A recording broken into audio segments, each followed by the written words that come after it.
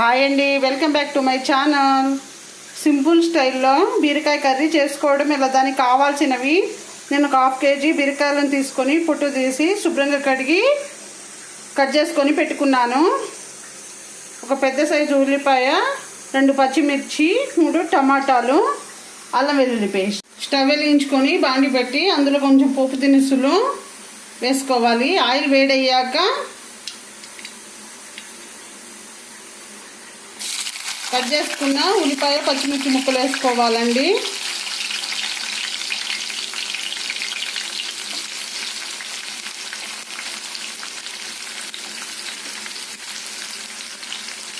ఉల్లిపాయలు పచ్చిమిర్చి మగ్గనిద్దాము. మగ్గాక చూద్దాం. ఈ విధంగా ఉల్లిపాయ పచ్చిమిర్చి మగ్గాక ఒక 1/2 టీ స్పూన్ అల్లం వెల్లుల్లి పేస్ట్ వేసుకొని కలుపుకుందాము.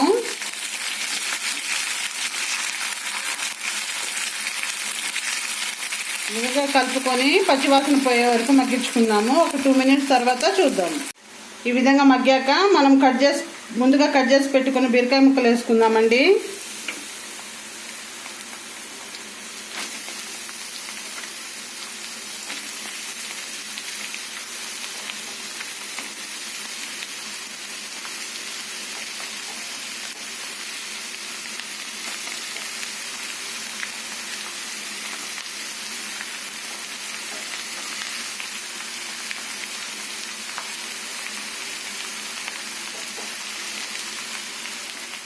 ఇందులోనే కొత్తిమీర కూడా వేసుకుందాము. ఒకసారి కలుపుకుందాము.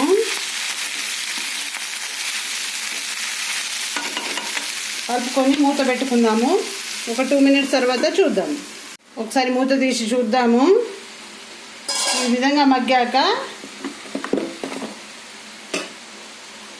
ఇందులో ఒక 1/2 టీ స్పూన్ పసుపు,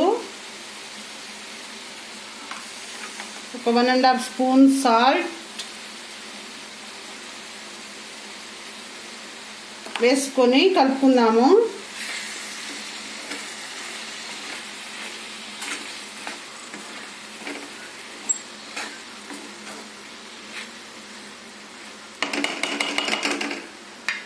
మూత పెట్టుకుందాము. ఒక 5 minutes తర్వాత చూద్దాం.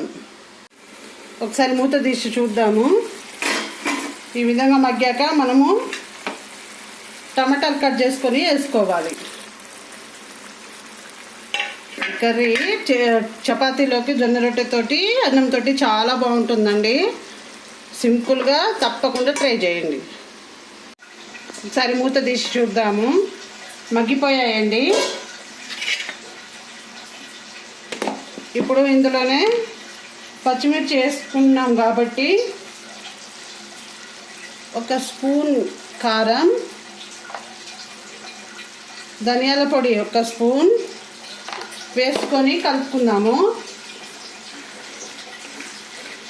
నేను వేసుకున్న పచ్చిమిర్చిలు కొంచెం స్పైసీగానే ఉన్నాయి కాబట్టి కారం తక్కువ వేసుకుంటున్నాను.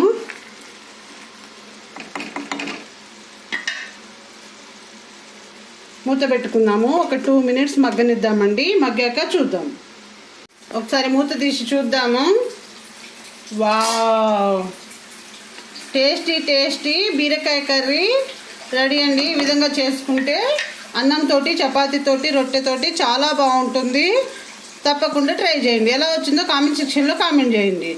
అంతేనండి. మా వీడియో కనుక మీకు నచ్చినట్లయితే లైక్ చేయండి, షేర్ చేయండి, సబ్స్క్రైబ్ చేసుకోండి. కిందున్న బెల్ ఐకాన్ ప్రెస్ చేస్తే మా నోటిఫికేషన్లు మీకు వస్తాయి. Thank you very much.